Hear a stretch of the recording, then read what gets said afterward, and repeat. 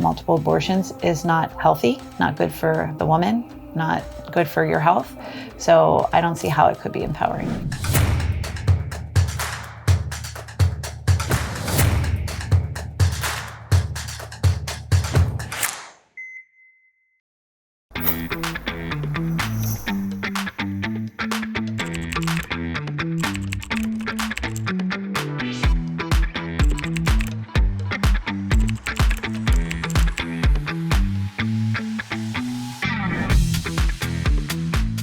Oh, Coalition Life. Our clients will come in and they have a space here, and then as they're filling out their paperwork and everything, then they'll meet with one of the advocates. Once they come in, one of the first parts is coming into one of these rooms. So our mission is to educate and empower so that women have the opportunity to embrace life. This is our sonography room. So in here we have the televisions that are set up so women are able to actually see everything that's going on. Once they finish in this room, they'll go back with an advocate. So that kind of completes the circle, and they make that final assessment at this point of where they are. My name is Gina Rupert. I'm the Executive Director of the Center for Pregnancy Concerns in Baltimore, Maryland, and I am thrilled to be on the Pro-Life Tour. Our location is unique because we are directly next door and share a wall with Planned Parenthood in Baltimore City. Tell me about your story. What brings you here? Why do you do the work that you do? Well, I grew up in an adoptive family, so I've just grew up pro-life. I got involved with pregnancy centers when my kids were in school, and the schools were supporting the centers through baby bottle campaigns.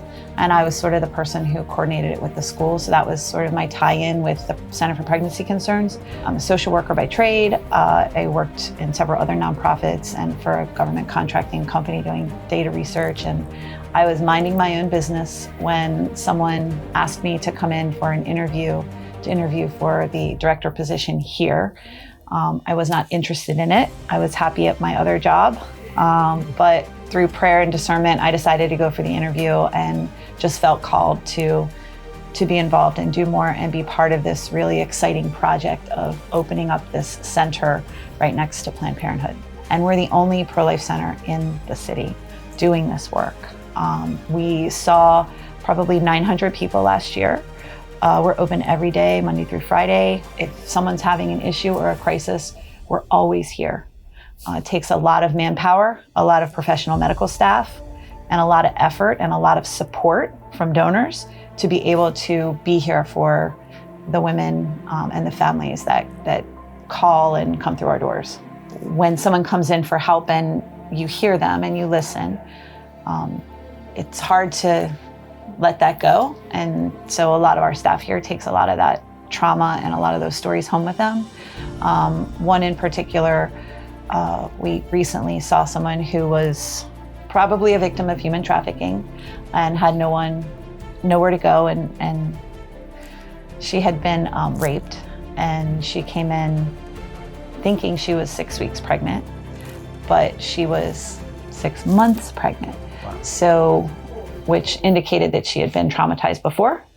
So she was living in very difficult conditions, and she was being abused. So trying to help someone with all of those problems get to a better place is hard.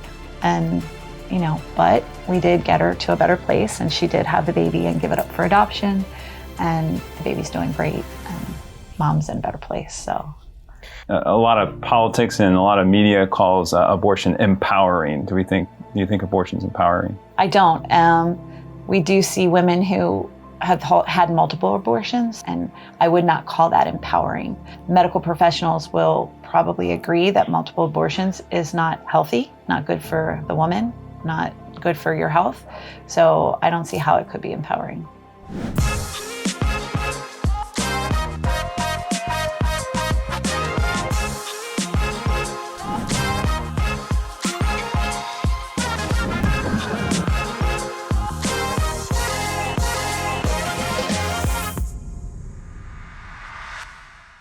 We're here at FemiCare Surgery Center. Tell me how you got involved with coming out to the sidewalk and the prayer vigils that are here. How I got started in that was through Focus on the Family Institute in college. I didn't know abortion was to the levels it was at, and then I wanted to get involved. That was in 2004. Prior to Roe, I said to a coworker, I think Roe is going to be overturned, and I was getting all ramped up, like, I need to get back involved, and how can I help? And she had a daughter who was pregnant with a baby that had a rare disease, and so I was able to encourage them, do like the heartbeat monitor, have time with the baby in the womb. So we came here, and it was the first day of the 40 Days for Life campaign. So we met Jay Walton, and so we helped him on the first day. I was like, oh, that was a God coincidence. And then I found out this site does surgery abortions 3 times a week, first trimester, probably first and second trimester, up to 14 weeks. And then Jay Walton unexpectedly passed away, but he was instrumental in shutting down the Owings Mills site, which this had been at for 20 years. Spoke with the landlord. He decided not to renew their lease, and then they moved here, and Jay said, well, I'm going to pack up and follow them. And so then here we are. So we've been in, I guess, a year or two. Growing up, I was anti-trafficking, but now this is my top over that. And then also on a personal note, my mom did have an abortion prior to me. He or she, we would like to think a boy. So kind of in honor of doing this work helps me memorialize and be in honor of him and help, carry the message. And it helps me feel close to him and helping others, so. Yeah. Anything unique happening here that might be different than other places? Something unique to Maryland. Correct, yes. We have a gentleman here in Maryland named Jack Ames. Jack Ames has run a group called Defend Life, and what they do is every year they run something called the Face the Truth Tour.